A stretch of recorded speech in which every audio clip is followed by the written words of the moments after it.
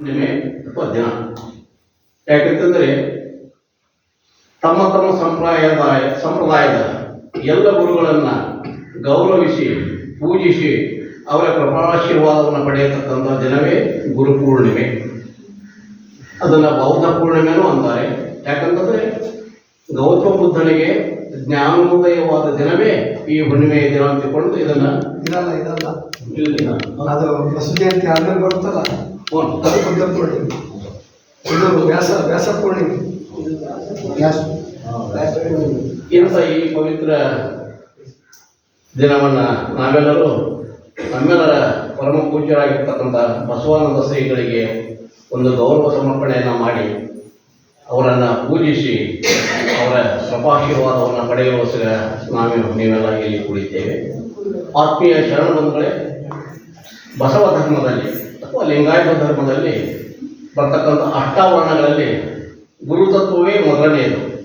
ಗುರು, ಲಿಂಗ, ಜಂಗಮ, ವಿಭೂತಿ, ರುದ್ರಾಕ್ಷಿ, ಮಂತ್ರ, ಪಾದೋದಕ, ಪ್ರಸಾದ ಅಂತಕ್ಕಂಥ ಅಷ್ಟಾವರಣಗಳಲ್ಲಿ ಬರ್ತಕ್ಕಂಥದ್ದೇ ಗುರು ತತ್ವ. ಗುರು ಅಂದರೆ ಸಂಸ್ಕೃತದಲ್ಲಿ ಗು ಎಂದರೆ ಅಜ್ಞಾನ, ಕತ್ತಲೆ, ತಮಂದ ಅಂತ ಅರ್ಥ. ರು ಅಂದರೆ ಅದನ್ನು ತೊಡೆದು ಹಾಕುವುದು. ಭಕ್ತರ ಅಥವಾ ಜನಮಾನಸದಲ್ಲಿರ್ತಕ್ಕಂಥ ಅಜ್ಞಾನವೆಂಬ ಕತ್ತಲೆಯನ್ನು ತೊಡೆದು ಸುಜ್ಞಾನವೆಂಬ ಬೆಳಕನ್ನು ಪಡೆತಕ್ಕಂಥವನೇ ಗುರು. ಅದಕ್ಕೆ ನ ಗುರುವರ ಅಧಿಕಂ, ಗುರುವಿಗಿಂತ ಅಧಿಕವಾದವರು ಈ ಜಗತ್ತಿನಲ್ಲಿ ಯಾರೂ ಇಲ್ಲ ಅಂತಕ್ಕಂಥ ಮಾತು ಪ್ರಚಲಿತವಾಗಿರ್ತಕ್ಕಂಥದ್ದು ಇದೆ. ಹೀಗಾಗಿ ಗುರುವಿಗೆ ಅತ್ಯಂತ ಮಹತ್ತರವಾಗಿರ್ತಕ್ಕಂಥ ಪೂಜ್ಯವಾಗಿರ್ತಕ್ಕಂಥ ಗೌರವ ಸ್ಥಾನ ನಮ್ಮ ಭಾರತೀಯ ಸಂಪ್ರದಾಯದಲ್ಲಿ ಉಳಿದುಕೊಂಡಿದೆ. ಹಿಂದೆಲ್ಲ ಗುರುಕುಲ ಪದ್ಧತಿಗಳು ಅಂತ ಇದ್ದವು. ಅಲ್ಲೆಲ್ಲರೂ ಶಿಷ್ಯಂದಿರು ಗುರುಗಳಾಗಿದ್ದರೆ ಅಂಗ, ಸ್ಥಾನ, ಆಪ್ತ ಭಾವದಿಂದ ಅವರನ್ನು ತನುದಿಂದ ಸೇವೆಯನ್ನು ಮಾಡಿ ಆ ಗುರುಗಳ ಒಂದು ಕೃಪಾಶೀರ್ವಾದಕ್ಕೆ ಕಾರಣ ಆಗ್ತಾ ಇತ್ತು. ಹೀಗಾಗಿ ಗುರು ನಮ್ಮೆಲ್ಲ ಅಂಧಕಾರ, ಅಜ್ಞಾನ, ಮೂಢನಂಬಿಕೆಗಳು, ತಪ್ಪು ತಿಳುವಳಿಕೆಗಳು ನಮ್ಮಲ್ಲಿ ಸಾಕಷ್ಟಿವೆ. ಅವುಗಳನ್ನೆಲ್ಲವನ್ನು ತೊಡೆದು ಹಾಕಿ ನಮ್ಮನ್ನು ಸುಜ್ಞಾನಿಗಳನ್ನಾಗಿ ಮಾಡಿ ತನ್ನ ಎತ್ತರಕ್ಕೆ ತೆಗೆದುಕೊಂಡು ಹೋಗುವಂಥವನೇ ಗುರು. ಒಂದು ಮಾತು ಬರ್ತದೆ, ಗುರು ತಾ ಸತ್ತು ಶಿಷ್ಯನಲ್ಲಿ ಜನ್ಮ ತಾಳಬೇಕಂತೆ. ಅಂದರೆ ಅದು ದೈಹಿಕವಾಗಿ ಸಾಯೋದಲ್ಲ. ಅಂದರೆ ಗುರುವಿನ ಎಲ್ಲ ಜ್ಞಾನವು ಶಿಷ್ಯನಲ್ಲಿ ಬಂದು ಆ ಶಿಷ್ಯನು ಸಹಿತ ಗುರುವಿನ ಸ್ಥಾನಮಾನಕ್ಕೆ ಬರಬೇಕು ಅಂತಕ್ಕಂಥದ್ದು ಅದೇ. ಅದಕ್ಕೆ ಆ ಗುರುವಿಗೆ ಅತ್ಯಂತ ಮಹತ್ತರವಾಗಿರ್ತಕ್ಕಂಥ ಸ್ಥಾನವನ್ನು ನಾವು ಕೊಟ್ಟಿದ್ದೇವೆ. ಅಕ್ಕಮಹಾದೇವಿ ತಾಯಿಯವರು ಒಂದು ವಚನ ಹೇಳ್ತಾ ಇದ್ದಾರೆ ನೋಡ್ರಿ, ನರಜನ್ಮವ ತೊಳೆದು ಹರಜನ್ಮವು ಮಾಡಿದ ಗುರುವಿಗೆ, ಭವಬಂಧನ ಬಿಡಿಸಿ ಪರಮ ಸುಖವ ತೋರಿದ ಗುರುವಿಗೆ, ಭವಿ ಎಂಬುದ ಬಿಡಿಸಿ ಭಕ್ತೇ ಎಂದೆನಿಸಿದ ಗುರುವೇ, ಚಂದ ಮಲ್ಲಿಕಾರ್ಜುನನ ತಂದೆಯನ್ನ ಕೈವಶಕ್ಕೆ ಕೊಟ್ಟ ಗುರುವೇ, ಶರಣು ಶರಣಾರ್ಥಿ ಶರಣು ಶರಣಾರ್ಥಿ ಶರಣು ಶರಣಾರ್ಥಿ ಅಂತ ತಾಯಿಯವರು ಹೇಳ್ತಾ ಇದ್ದಾರೆ. ಅಂದ್ರೆ ನಮ್ದು ಮಾಂಸಮಯ ಪಿಂಡವಾಗಿರ್ತಕ್ಕಂಥದ್ದು ಮಂತ್ರಮಯ ಪಿಂಡವಾಗಬೇಕಾದ್ರೆ, ನರನು ಹರನಾಗಬೇಕಾದ್ರೆ, ಮಾನವ ಮಹಾದೇವನಾಗಬೇಕಾದ್ರೆ ಗುರುವಿನ ಬೋಧೆ, ಗುರುವಿನ ಕೃಪೆ, ಗುರುವಿನ ಕೃಪಾ ಕಟಾಕ್ಷ, ಗುರುವಿನ ಕಾರುಣ್ಯ ನಮ್ಮ ಮೇಲೆ ಇರಬೇಕಾಗಿದ್ದು ಅವಶ್ಯ. ಒಂದು ಮಾತು ಬರ್ತದೆ ನೋಡ್ರಿ, ಹರ ಮುನಿದರೂ ಗುರು ಕಾಯುವನು ಅಂತಕ್ಕಂಥ ಮಾತು ಬರ್ತಾ ಇದೆ. ಒಂದು ವೇಳೆ ಭಗವಂತ ನಮ್ಮ ಮೇಲೆ ಸಿಟ್ಟಿಗೆದ್ದು ಏನಾದರೂ ನಮಗೆ ಅಹಿತವನ್ನು, ಅನಿಷ್ಟವನ್ನು, ಕಷ್ಟ ನಷ್ಟಗಳನ್ನು ಕೊಟ್ಟರೆ ಆ ಗುರು ಸ್ಮರಣೆಯಿಂದ ಆ ಎಲ್ಲ ಕಷ್ಟ ನಷ್ಟಗಳು ಕರಗಿ ಹೋಗ್ತಕ್ಕಂಥದ್ದು ಆ ಗುರುವಿನ ಒಂದು ಸಾಮರ್ಥ್ಯ ಇದೆ. ಅದಕ್ಕಾಗಿ ನ ಗುರುವರು ಅಧಿಕಂ, ಗುರುವಿಗಿಂತ ಅಧಿಕವಾದಂಥವರು ಯಾರೂ ಇಲ್ಲ ಅನ್ನತಕ್ಕಂಥದ್ದು. ನಮ್ಮ ಶರಣರಲ್ಲಿಯೇ ನೋಡಿ, ಅತ್ಯಂತ ಮಹಾಧರೋಣಿಕವರನಾಗಿರ್ತಕ್ಕಂಥ ಉರುಲಿಂಗ ಪೆದ್ದಿ ಉರುಲಿಂಗ ದೇವರ ಗುರುವಿನಿಂದ ಶರಣನಾಗಿ ಗುರುವಾಗಿ ಮಾರ್ಪಾಡಾಗಿತ್ತು. ಇದೊಂದು ಪವಾಡವೇ ಸರಿ. ತಮಗೆಲ್ಲ ಗೊತ್ತದು ಉರುಲಿಂಗ ಪೆದ್ದಿದ್ದು, ಅದನ್ನೇನು ಹೇಳೋದಂತ ಬೇಕಾಗಿಲ್ಲ. ಅದರಂತೆ ಕಾಯಕ ಯೋಗಿ, ಕರ್ಮಯೋಗಿಯಾಗಿ ಗುಡಿ ಗುಂಡಾರಗಳನ್ನು ಕಟ್ಟಿಸ್ತಾ, ಕೆರೆ ಬಾವಿಗಳನ್ನು ತೋಡಿಸುತ್ತಾ, ಬಡವರ ಮದುವೆಗಳನ್ನು ಮಾಡುತ್ತಾ, ಕರ್ಮ ಕಾರ್ಯದಲ್ಲಿಯೇ ಮುಂದುವರಿಸುತ್ತಾ ಕರ್ಮ ಯೋಗಿ ಎನಿಸಿಕೊಂಡಿರ್ತಕ್ಕಂಥ ಸಿದ್ದರಾಮ ಶಿವಯೋಗಿ ಅಲ್ಲಮ ಪ್ರಭುವಿನ ಒಂದು ಸಾನ್ನಿಧ್ಯ ಬಂದಾಗ ತನ್ನೆಲ್ಲ ಆ ಮೊದಲಿನ ಪೂರ್ವ ಗುಣಗಳೆಲ್ಲವನ್ನ ಕಳೆದುಕೊಂಡು ಶಿವಯೋಗಿಯಾಗಿ ಮಾರ್ಪಾಡಾಗಿದ್ದು ಅತ್ಯಂತ ಒಂದು ಪವಾಡ ಸದೃಶವೇ ಅಂತಕ್ಕಂಥದ್ದನ್ನ ನಾವು ನೀವೆಲ್ಲ ಕಂಡುಕೊಂಡಿದ್ದೇವೆ. ಅಂತ ಸಿದ್ದರಾಮ ಶಿವಯೋಗಿಗಳಿಗೆ ತನ್ನ ವಯಸ್ಸಿನ 2-3 ಪಟ್ಟು ಕಡಿಮೆ ಇದ್ದಿರ್ತಕ್ಕಂಥ ಅವಿಳಜ್ಜ ಚನ್ನಬಸವಣ್ಣನಿಂದ ಲಿಂಗ ದೀಕ್ಷೆ ಆಗಿದ್ದಂತೂ ಇನ್ನೂ ಮಹತ್ವ. ಸುಮಾರು 50-60 ವರ್ಷದ ಸಿದ್ದರಾಮ ಶಿವಯೋಗಿಗಳಿಗೆ 18-20 ವರ್ಷದ ಚನ್ನಬಸವಣ್ಣ ಲಿಂಗ ದೀಕ್ಷೆಯನ್ನು ಮಾಡಿದ್ದು ಅದು ಅತ್ಯಂತ ಒಂದು ವಿಶಿಷ್ಟ ಘಟನೆ ಅನ್ಬೋದು. ಅದಕ್ಕೆ ಸಿದ್ದರಾಮ ಶಿವಯೋಗಿ ಸದಾಕಾಲ ಚನ್ನಬಸವಣ್ಣನವರೇ ನನ್ನ ಗುರು ಅಂತ ಹೇಳಿದ್ದಾರೆ. ತಮ್ಮ ವಚನದಲ್ಲಿ ಆ ಗುರುವಿನ ಸ್ಮರಣೆಯನ್ನ ಈ ರೀತಿ ಮಾಡಿದ್ದಾರೆ ಅವರು ಸಿದ್ದರಾಮ ಶಿವಯೋಗಿಗಳು. ಜ್ಞಾನವುದು ಚನ್ನಬಸವಣ್ಣನ ಎಡಪಾದ, ಕ್ರಿಯೆಯು ಚನ್ನಬಸವಣ್ಣನ ಬಲಪಾದ, ನಾನವರ ಚೆಮ್ಮಾವಿಗೆ ನೀನವರ ಮನೆಯಾಳು ಕಾಣ ಕಪಿಲ ಸಿದ್ಧ ಮಲ್ಲಿಕಾರ್ಜುನ ಅನ್ನತಕ್ಕಂಥ ಮಾತನ್ನ ಹೇಳಬೇಕಾದ್ರೆ ಗುರುವಿಗೆ ಎಂತ ಮಹತ್ತರವಾಗಿರ್ತಕ್ಕಂಥ ಸ್ಥಾನವನ್ನ ಆಗಿನ ಕಾಲದಲ್ಲಿ ಮತ್ತು ಈಗಿನ ಕಾಲದಲ್ಲಿ ನಾವು ಕೊಟ್ಟಿದ್ದಾರೆ ಅನ್ನೋದನ್ನ ನಾವೆಲ್ಲ ಸ್ಮರಿಸಬೇಕು. ಪರಮ ಪೂಜ್ಯರು ನಮಗೆಲ್ಲ ಗುರುವರೆಯವರು. ಬಹುಶಃ ಅವರ ಈ ಒಂದು ದೃಷ್ಟಿ ಮಂದವನ್ನು ಹೊಂದದೇ ಇದ್ದಿದ್ದರೆ ಬಹುಶಃ ಯಾವುದಾದ್ರೂ ಸರ್ಕಾರಿ ಸೇವೆಯಲ್ಲಿ ಅವರು ಮುಂದುವರೆದು ತಮ್ಮನ್ನು ತಾವು ಉದ್ಧಾರ ಮಾಡಬಹುದಾಗಿತ್ತು. ಆದರೆ ಅಪ್ಪ ಬಸವಣ್ಣನವರು, ತಂದೆ ಬಸವಣ್ಣನವರು, ನಾನು ಮಾಡಿದ ಮಣಿಹ ಇನ್ನೂ ಉಳಿದಿದೆ, ಆ ಮಣಿಹವನ್ನು ಪೂರೈಸಲಿಕ್ಕೆ ನಿನ್ನ ದೃಷ್ಟಿಯನ್ನು ನಾನು ತೆಗೆದುಕೊಳ್ತೇನೆ, ನಿನಗೆ ಚರ್ಮಚಕ್ಷು ಕೊಡದಿದ್ದರೂ ಅಂತರ್ಚಕ್ಷುವನ್ನು ನಿನ್ನಲ್ಲಿ ಕೊಟ್ಟು ನಿನ್ನನ್ನು ನನ್ನ ಮಣಿಹದ ಪೂರೈಕೆಗಾಗಿ ನಿನ್ನನ್ನು ನಾನು ಸಿದ್ಧ ಮಾಡ್ತೇನೆ ಅನ್ನತಕ್ಕಂಥದ್ದನ್ನ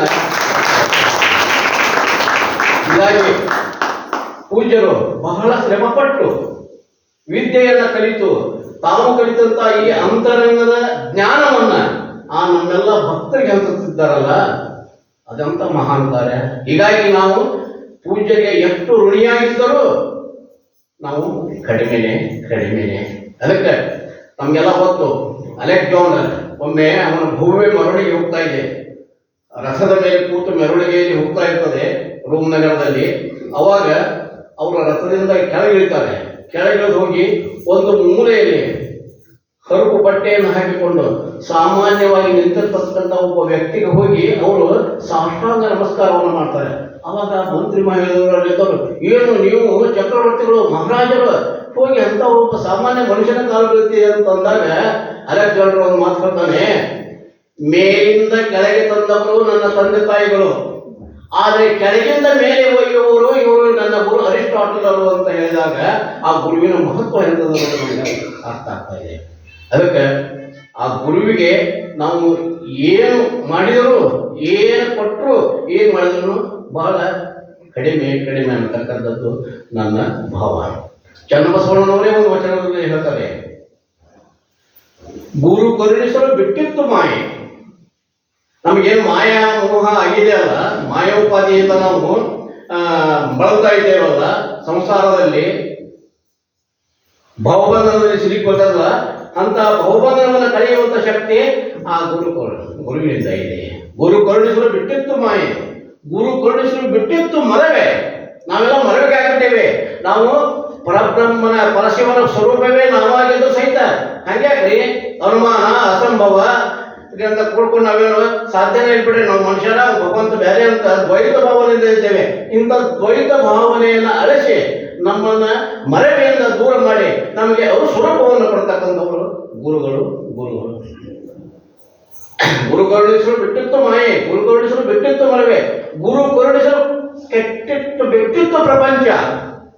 ನಾವು ಪ್ರಾಪಂಚಿಕರಾಗಿ ಪ್ರಾಪಂಚದ ಸುಖವೇ ನಮ್ಮ ಸುಖ, ಪ್ರಾಪಂಚದ ಉಪಭೋಗವೇ ಶ್ರೇಷ್ಠ, ಅದಕ್ಕಿಂತ ಏನೂ ಇಲ್ಲ ಅಂತ ನಾವು ತಿಳ್ಕೊಂಡಿದ್ದೇವೆ. ಈ ನಿತ್ಯವಲ್ಲ, ಅನಿತ್ಯವೂ ಮತ್ತು ಕ್ಷಣ ಮಾತ್ರ ಇರತಕ್ಕಂಥ, ಕ್ಷಣಿಕವಾಗಿರ್ತಕ್ಕಂಥ ಈ ಪ್ರಾಪಂಚಿಕ ಸುಖವನ್ನೇ ಸುಖ ಅಂತ ನಾವು ತಿಳ್ಕೊಂಡು ಇದರೊಳಗೆ ನಾವು ಮುಳುಗಿಬಿಟ್ಟಿದ್ದೇವೆ. ಇದಕ್ಕಿಂತಲೂ ದೊಡ್ಡದಾದ ಪರಮಾನಂದ ಸುಖ ನಿಮ್ಮೊಳಗೆ ಐತಿ ಅನ್ನತಕ್ಕಂಥದ್ದನ್ನ ತೋರಿಸಿ ನಮ್ಮನ್ನ ಸದಾ ನಿತ್ಯಾನಂದರನ್ನಾಗಿ ಮಾಡುವಂಥವರು, ಪರಮಾನಂದ ಸಾಗರಗಳನ್ನು ಮುಳುಗಿಸುವಂಥವ್ರು ಯಾರು ಇದ್ರೆ ಅವರು ಗುರು. ಅದನ್ನು ಬಿಟ್ಟು ಬೇರೆ ಇಲ್ಲ. ಕೂಡಲ ಚನ್ನ ಸಂಗಮದೇವ ಗುರು ಕರುಣಿಸಲು ಬಿಟ್ಟಿತ್ತು ಎನ್ನ ಕರ್ಮ ಪಾಶ.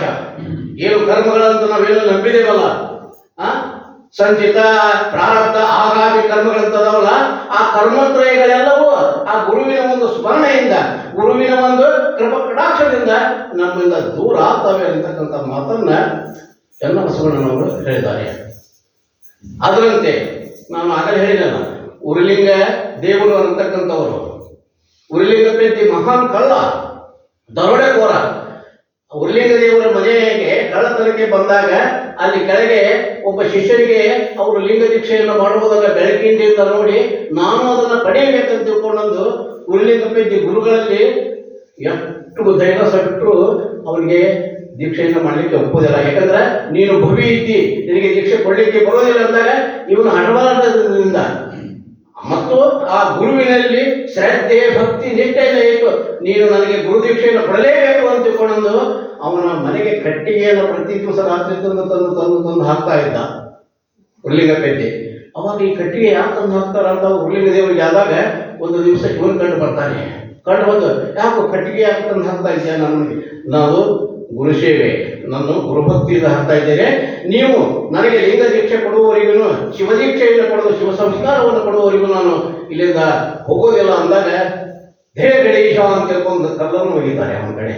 ಅದು ಮರಾಠಿ ಶಬ್ದ. ಅದು ತಗೋ ಈ ಕಲ್ಲು ತಗೋ, ಇದ ದೇವರು ಅಂತ ತಿಳ್ಕೊ ಅಂದಾಗ ಆ ಗುರು ಕರುಣಿಸಿದ ಕಲ್ಲನ್ನೇ ಇಷ್ಟಲಿಂಗವೆಂದು ಪೂಜಿಸಿ ಗುರುವಿನಲ್ಲಿ ಅನುರಕ್ತನಾಗಿ ಗುರುವಿನಿಂದ ಎಲ್ಲ ವಿದ್ಯೆಯನ್ನು ಕಲಿತು ತಾನೇ ಶರಣನಾಗ್ತಾನೆ, ಗುರುವಾಗ್ತಾನೆ. ಈಗ ಸಾಕಷ್ಟು ಗುರುಲಿಂಗ ಪೆದ್ದಿ ಮಠಗಳು ನಮ್ಮ ಕರ್ನಾಟಕದಲ್ಲಿ ಇದ್ದಾನೆ. ಅಂದ್ರೆ ಗುರು ಕರುಣೆ ಇದ್ರೆ ಒಬ್ಬ ಸಾಮಾನ್ಯನು ಅಸಾಮಾನ್ಯ ಮಟ್ಟಕ್ಕೆ, ಉನ್ನತ ಮಟ್ಟಕ್ಕೆ ಹೋಗಬಹುದು ಅಂತಕ್ಕಂಥದ್ದನ್ನ ನಾವು ನೀವೆಲ್ಲ ಕಂಡುಕೊಂಡೇವೆ. ಅದಕ್ಕೆ ಆ ಉರುಲಿಂಗ ದೇವರು, ಉರುಲಿಂಗ ಪೆದ್ದಿಯ ಗುರುಗಳಾಗಿರ್ತಕ್ಕಂಥ ಉರುಲಿಂಗ ದೇವರೇ ಒಂದು ಗುರುವಿನ ಕರುಣೆಯಿಂದ ನಮಗೆ ಏನಾಯಿತು ಅನ್ನತಕ್ಕಂಥದ್ದನ್ನ ಒಂದು ವಚನದಲ್ಲಿ ಹೇಳ್ತಾರೆ. ಈನನ ಕಂಡ ತಮದಂತಾಯ್ತೆಂದ ಗುರುವಿನ ಉಪದೇಶ. ಆ ಗುರುವಿನ ನಾವು ಏನ ಉಪದೇಶ ಮಾಡ್ಯಾನಲ್ಲ, ಸೂರ್ಯ ಬಂದೊಡನೆ ಹೆಂಗ ಅಂಧಕಾರ ಹೋಗ್ತದಲ್ಲ, ಹಂಗ ಆ ಗುರುವಿನ ಒಂದು ಜ್ಞಾನ ಜ್ಯೋತಿಯಿಂದ, ಅವನ ಜ್ಞಾನ ಪ್ರಕಾಶದಿಂದ ನನ್ನಲ್ಲಿರ್ತಕ್ಕಂಥ ಅಜ್ಞಾನವೆಂಬ ಅಂಧಕಾರ ಹೊರಕೊಂಡು ಹೋಯಿತು. ವಾಯುವಿನ ಕೈಯ ಸೊಡರಿನಂತಾಯ್ತೆಂದ ಗುರುವಿನ ಉಪದೇಶ. ಈ ಗಾಳಿಗೆ ದೀಪವನ್ನು ಇಟ್ಟರೆ ಅದು ಆರಿ ಹೋಗ್ಬಿಡ್ತದೆ. ಹಂಗ ಆ ಗಾಳಿ ರೂಪದಲ್ಲಿ ಬಂದಂತ ಗುರುವಿನ ಒಂದು ಕರುಣೆ ನನ್ನ ಏನ್ ಮಾಡಿದೆ, ನನ್ನಲ್ಲಿರ್ತಕ್ಕಂಥದ್ದನ್ನ ತೆಗೆದುಬಿಟ್ಟಿದೆ. ಉರಿಯ ಮುಖದೊಳಗಿರ್ಪ ಕರ್ಪೂರದಂತಾಯಿತೆಲ್ಲ ಗುರುವಿನ ಉಪದೇಶ. ಕರ್ಪೂರಕ್ಕೆ ಉರಿಯನ್ನು ತೆಗೆಸಿದಾಗ ಕರ್ಪೂರ ಪೂರ್ತಿಯಾಗಿ ಸುಟ್ಟು ಹೋಗ್ಬಿಡ್ತದೆ, ಇರೋದಂತಾಗ್ತದೆ. ಹಂಗ ಗುರುವಿನ ಕರುಣೆ, ಗುರುವಿನ ಉಪದೇಶ, ಗುರುವಿನ ಬಹುಧಾಮೃತ ನನ್ನ ಏನ್ ಮಾಡಿದೆ, ಆ ಕರ್ಪೂರದಂತೆ ನನ್ನನ್ನ ಇಲ್ಲ ಅಂದ್ರೆ ನನ್ನನ್ನು ನಾನು ಏನು ತಿಳ್ಕೊಂಡಿದ್ದಲ್ಲ, ಈ ದೇಹವೇ ನಾನು, ಈ ಪ್ರಪಂಚವೇ ನಾನು ನನ್ನದು, ನನಗಾಗಿ ನನ್ನಿಂದ ಅಂತಕ್ಕಂಥ ಅಹಂಕಾರ ಮಮಕಾರಗಳೆಲ್ಲವೂ ನನ್ನಿಂದ ಹೋಗಿ ನಾನೇ ಸತ್ತು ಚಿತ್ತು ಆನಂದದಿಂದ ಪರಿಪೂರ್ಣವಿದ್ದೇನೆ ಅಂತಕ್ಕಂಥ ನಿಶ್ಚಯ ಜ್ಞಾನ ಮಾಡಿಕೊಟ್ಟಂತವನು ಗುರು ಅಂತಕ್ಕಂಥ ಮಾತನ್ನ ಉರುಲಿಂಗ ದೇವರು ತಮ್ಮ ವಚನದಲ್ಲಿ ಹೇಳ್ತಾರೆ. ಮಹಾಗಣ ಸೌರಾಷ್ಟ್ರ ಸೋಮೇಶ್ವರನ ಸದ್ಗುರುವನ್ನ ಕರಸ್ಥಳಕ್ಕೆ ಕೃಪೆ ಮಾಡಿದ ಕಾರಣ ಸಕಲ ಪ್ರಪಂಚ ಬಿಟ್ಟೋಡಿತ್ತು. ಅವಾಗ ಆ ಗುರು ಏನು ಅಂದಾಗ ದೀಕ್ಷೆ ಮೂಲಕ ಇಷ್ಟಲಿಂಗವನ್ನು ಕೊಟ್ಟಿದ್ದಾರಲ್ಲ, ಆ ಇಷ್ಟಲಿಂಗದ ಅನುಸಂಧಾನದ ಮೂಲಕ ನನ್ನ ಪ್ರಪಂಚ ವಾಸನೆಗಳೆಲ್ಲವೂ ಹೋಗಿ ನಾವು ಶಿವ ಸ್ವರೂಪನೇ ಇದ್ದೇನೆ ಅಂತಕ್ಕಂಥ ನಿಶ್ಚಯ ಜ್ಞಾನ ನನಗಾಗಿದೆ ಅಂತಕ್ಕಂಥ ಮಾತನ್ನ ಉರುಲಿಂಗ ದೇವರು ಹೇಳ್ತಾ ಇದ್ದಾರೆ. ಹೀಗಾಗಿ ಗುರು ಅಂದ್ರೆ ಅದು ಒಂದು ಅಸಾಮಾನ್ಯವಾದಂತಹ ಶಕ್ತಿ, ಅದು ಒಂದು ಉರಿಯುವ ಜ್ಯೋತಿ, ಉರಿಯುವ ಪ್ರಕಾಶ. ನಾವು ಸುಮ್ಮನೆ ಏನು ಮಾಡಬೇಕಾಗಿಲ್ಲ. ಆ ಒಂದು ಮೇಣಬತ್ತಿಯನ್ನ, ಉರಿಯುವ ಮೇಣಬತ್ತಿಯ ಜೊತೆ ಮತ್ತೊಂದು ಸಾದಾ ಉರಿಯದೇ ಇರತಕ್ಕಂಥ ಮೇಣಬತ್ತಿಯನ್ನು ಹೋದ್ರೆ ಅದು ಮೇಣಬತ್ತಿ ಆಗುತ್ತೆ, ಅದು ಜ್ಯೋತಿ ಆಗುತ್ತೆ. ಹಾಗೆ ನಾವು ಗುರುವಿನ ಸಮೀಪಕ್ಕೆ ನಾವು ಹೋದ್ರೆ, ಗುರುವಿನ ಸಾನ್ನಿಧ್ಯದೊಳಗೆ ನಾವು ಇತ್ತು ಅಂತಂದ್ರೆ, ಗುರುವಿನ ಒಂದು ಆಶೀರ್ವಾದ ನಮ್ಗೆ ಇತ್ತು ಅಂತಂದ್ರೆ ನಾವು ಮನುಷ್ಯ ಜನ್ಮ ಹೋಗಿ ಅದು ಹರಳಿನ ಜನ್ಮ ಆಗ್ತದೆ. ಅದರಲ್ಲಿ ಯಾವುದೇ ಸಂದೇಹ. ಗುರು ಸ್ಮರಣೆ ಎಷ್ಟು ಮಹತ್ವ ಅಂತಕ್ಕಂಥದ್ದನ್ನ ಒಂದು ಗೌತಮ ಬುದ್ಧ ಇನ್ನೊಂದು 5 ನಿಮಿಷ ಒಂದು ದೃಷ್ಟಾಂತ ಹೇಳ್ಬೋದು. ಗುರು ಕರುಣೆ, ಗುರುವಿನ ಒಂದು ಸ್ಮರಣೆಯಿಂದ ಏನು ಆಗಬಹುದು ಅನ್ನತಕ್ಕಂಥ ಗೌತಮ ಬುದ್ಧನ ಒಂದು ಉದಾಹರಣೆಯನ್ನು ನಾನು ನಿಮಗೆ ಹೇಳ್ತಾ ಇದ್ದೇನೆ. ಒಂದು ಗ್ರಾಮ, ಆ ಗ್ರಾಮದಲ್ಲಿ ಗೌತಮ ಬುದ್ಧ ಉಪನ್ಯಾಸವನ್ನು ಮಾಡ್ತಾ ಇದ್ದ. ಬುದ್ಧನ ಬೋಧೆಯನ್ನು ಮಾಡ್ತಾ ಇದ್ದ. ಬುದ್ಧಂ ಶರಣಂ ಗಚ್ಚಾಮಿ, ಸಂಘಂ ಶರಣಂ ಗಚ್ಚಾಮಿ, ಧಮ್ಮಂ ಶರಣಂ ಗಚ್ಚಾಮಿ ಅಂತ ಒಬ್ಬ 24 ವರ್ಷದ ಯುವಕ, ತಂದೆ ಇಲ್ಲ, ತಾಯಿ ಒಬ್ಬಳೇ ಇರ್ತಾರೆ, ಒಬ್ಬನೇ ಮಗ. ಅವನು ದಿನಾಲು ಬುದ್ಧನ ಪ್ರವಚನವನ್ನು ಕೇಳಕ್ಕೆ ಹೋಗ್ತಾನೆ. ಮನಸ್ಸಿನಲ್ಲಿ ಮಾರ್ಪಾಡು ಮಾಡ್ತೇನೆ, ನಾನು ಬುದ್ಧನ ಶಿಷ್ಯನಾಗಬೇಕು ಅಂತಿಕೊಳ್ಳೋದು. ಬುದ್ಧನ ಶಿಷ್ಯತ್ವವನ್ನು ಸ್ವೀಕಾರ ಮಾಡ್ತಾನೆ. ಆವಾಗ ಬುದ್ಧದೇವ ಏನು ಮಾಡ್ತಾ ಇದ್ದಾನೆ, ಇಂಥ ಯುವಕರನ್ನ ಬೇರೆ ಬೇರೆ ಗ್ರಾಮಗಳಿಗೆ ಬೌದ್ಧ ಧರ್ಮವನ್ನು ಧರ್ಮ ಪ್ರಚಾರ ಮಾಡಲಿಕ್ಕೆ ಕಳಿಸ್ತಾ ಇದ್ರು. ಅದೇ ರೀತಿ ಈ ಯುವಕರನ್ನ ಒಂದು ಗ್ರಾಮಕ್ಕೆ ಧರ್ಮ ಪ್ರಚಾರ ಮಾಡಲಿಕ್ಕೆ ಕಳಿಸ್ತಾರೆ.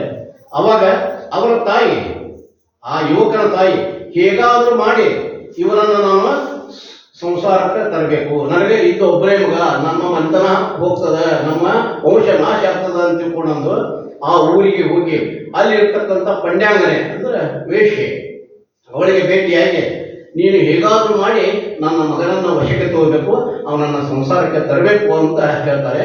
ಆ ದುಡ್ಡು ಕೊಟ್ಟರೆ ಅವ್ರು ಏನಾದರೂ ಮಾಡಾಕ್ತಾ ಇರ್ತಾರೆ. ಆಯಿತು ಮಾಡ್ತೇನೆ ಅಂತಾರೆ. ಇವ ಪ್ರತಿ ದಿವಸ ಬಿದ್ದ ಭಿಕ್ಷುಗಳು ಮನೆ ಮನೆಗೆ ಭಿಕ್ಷಾಟನೆಗೆ ಹೋಗ್ತಾರೆ. ಭಿಕ್ಷಾಂದೇ ಅಂತ ಹೋದಾಗ ಆ ವೇಷೆ ಭಿಕ್ಷೆ ನೀಡಕ್ಕೆ ಬರ್ತಾಳ. ಇಲ್ಲ ನೀನು ನಮ್ಮ ಮನೆಯ ಒಳಗೆ ಪಡಸಾಲಿ ಮಠ ಬಂದರೆ ಭಿಕ್ಷೆ ನೀಡ್ತಾನೆ ಅಂತಾಳೆ. ಆಯಿತು ತಾಯಿ ಅಂತೇಳಿ ಅಲ್ಲಿ ಹೋಗಿರ್ತಾನೆ. ಹಾಗೆ ಬಂದಾಗ ಮತ್ತೊಂದು ದಿವಸ ನನ್ನ ಅಡಿಗೆ ಮನೆಗೆ ಬಂದು ಭಿಕ್ಷಾ ನೀಡ್ತೇನೆ ಅಂತಾಳೆ. ಆಯಿತು ಅಂತ ಅಲ್ಲೇ ಭಿಕ್ಷಾ ಹೋಗ್ತಾನೆ. ಮತ್ತೊಂದು ದಿವಸ ಬಂದಾಗ ಇಲ್ಲ ನೀನು ನಾನು ಕೂಲಿಗೆ ಬಂದಾಗ ಭಿಕ್ಷಾ ನೀಡ್ತೇನೆ ಅಂತ. ಆಯಿತು ಅಂತ ಕೂಲಿಗೆ ಹೋಗ್ತಾನೆ. ಅವಾಗ ಕೂಲಿ ಕದವನ್ನು ಹಾಕಿಬಿಡ್ತಾರೆ. ಹಾಕಿದಾಗಿ ನೋಡ್ತಾನೆ, ಸುಂದರವಾಗಿರ್ತಕ್ಕಂಥ ವಿಲಾಸವಾಗಿರ್ತಕ್ಕಂಥ ಸ್ತ್ರೀಯ ಚಿತ್ರಗಳು ಇರ್ತಾರೆ, ವಿಲಾಸವಾಗಿರ್ತಕ್ಕಂಥವು. ಇವಳು ಸಹಿತ ಉತ್ತಮವಾಗಿರ್ತಕ್ಕಂಥ ರೇಷ್ಮೆ ಬಟ್ಟೆಗಳನ್ನು ಹಾಕ್ಕೊಂಡು, ನೀವೇನೋ ಮೇಕಪ್ ಅಂತೀರಲ್ಲ ಆ ರೀತಿ ಎಲ್ಲ ಶೃಂಗಾರವನ್ನು ಮಾಡಿಕೊಂಡು ಅವನ ಎದುರಿಗೆ ನಿಂತಿದ್ದಾರೆ. ಎಂಥ ಒಬ್ಬ ಸಾಮಾನ್ಯನ ಮನಸ್ಸು ಸಹಿತ ವಿಚಲಿತವಾಗತಕ್ಕಂಥ ಸನ್ನಿವೇಶ ಅಲ್ಲಿ ಉಂಟಾಗ್ತದೆ. ಅವಾಗ ಇದೇನಾಗ್ತದೆ ಇದು, ನಾನು ನನ್ನ ಮನಸ್ಸು ಎಲ್ಲಿ ಜಾರಿ ಹೋಗ್ತದೋ ಏನು ಮಾಡಿ ನಾನು ಈಗಂತ ಕೂತು ಸುಮ್ಮನೆ ನಿಂತು ಬುದ್ಧಂ ಶರಣಂ ಗಚ್ಚಾಮಿ, ಸಂಘಂ ಶರಣಂ ಗಚ್ಚಾಮಿ, ಧಮ್ಮಂ ಶರಣಂ ಗಚ್ಚಾಮಿ ಅಂತ ತನ್ನ ಗುರು ಬುದ್ಧನ ಸ್ಮರಣೆಯನ್ನು ಮಾಡ್ತಾನೆ. ಮುಂದಿನ ಕ್ಷಣವೇ ಅವಳು ತನ್ನ ಎಲ್ಲ ಶೃಂಗಾರಮಯವಾಗಿರ್ತಕ್ಕಂಥ ಬಟ್ಟೆಗಳನ್ನು ಕಲಿತು ಬಿಳಿ ಬಟ್ಟೆಯನ್ನು ಹಾಕಿ ಇವನ ಪಾದದಲ್ಲಿ ಕುಳಿತಿರ್ತಾಳೆ. ಆನಂತರ ನೋಡಿದಂಥ ಎಲ್ಲ ವಿಲಾಸಿ ಹೆಣ್ಣು ಮಕ್ಕಳ ಚಿತ್ರಗಳು ಸಹಿತ ಅಲ್ಲಿ ಬೌದ್ಧ ಚಿತ್ರಗಳಾಗಿಬಿಟ್ಟಿರ್ತವೆ. ಇದು ಅಂದರೆ ಒಬ್ಬ ಗುರುವಿನ ಸ್ಮರಣೆಯಿಂದ, ಸದ್ಗುರುವಿನ ಕೃಪಾ ಕಟಾಕ್ಷ ಇದ್ರೆ ನಮಗೆ ಬಂದಿರತಕ್ಕಂಥ ಎಲ್ಲ ತೊಡರುಗಳು ನಮ್ಮಿಂದ ದೂರ ಆಗ್ತವೆ ಅನ್ನೋದಂತ ಅಂಥದ್ದು ಸಂಶಯವಿಲ್ಲ. ಹೀಗಾಗಿ ನಮ್ಮ ಪೂಜ್ಯರು ಅವರು ಭವರೋಗ ವೈದ್ಯರು, ಜನರ ದೈಹಿಕ ರೋಗವನ್ನು ನಿವಾರಿಸುವ ಜೊತೆಗೆ ತಮ್ಮ ಅತ್ಯುತ್ತಮ ಪ್ರವಚನಗಳ ಮೂಲಕ ನಮ್ಮ ಮಾನಸಿಕ